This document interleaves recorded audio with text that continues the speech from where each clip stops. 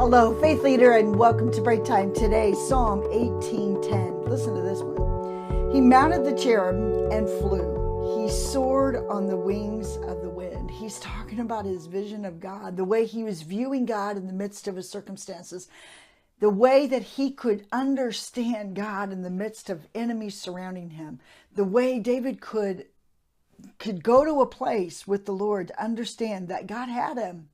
Because he saw God mounting the cherub, mounting the angels, and flying. And he knew that God was present with him. You know, that God wasn't leaving him, but God was with him. To the place that, man, this prayer just really gets me. Because have you ever had these visions that God was writing on the angels? You know, and that whatever was going to happen was going to be okay because God was there. You know, we don't talk a lot about angels, but they're ministering spirits. Could it be that in your day, in the midst of your day, could it be that you need help to the place where maybe you say, God, send me an angel, send me someone who can minister to me to help me to overcome the situation that I'm in? Because I don't want to be alone in it, Lord. I can't stand my aloneness any longer. But I need to know that you're with me. David knew. There's nothing wrong with wanting to know that God is with you. God, show me a sign. I need encouragement to the place where, man, David had visions. David could see this. He understood God to that place that wasn't normal.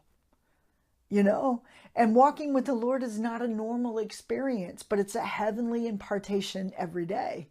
You know, it's a kingdom experience every day. But we get so used to the normal Christianity that it suffocates the spirit out of us.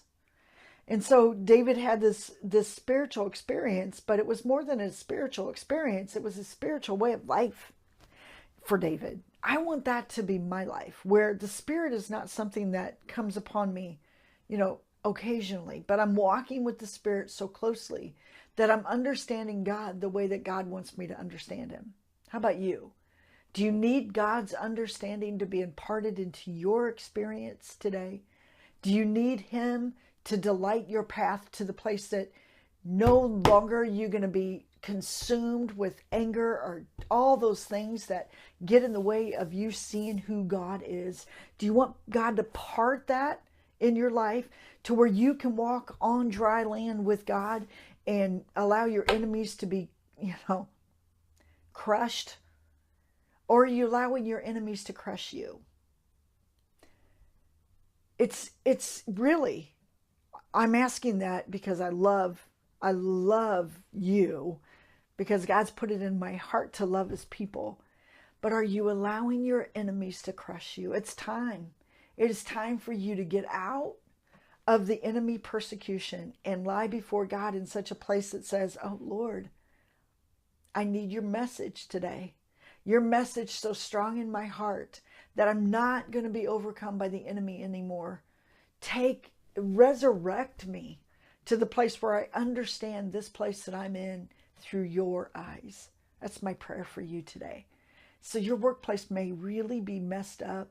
Your life might be really messed up, but God is going to show you it through his eyes, through his lenses, what he's doing. He's going to give you glimpses of himself.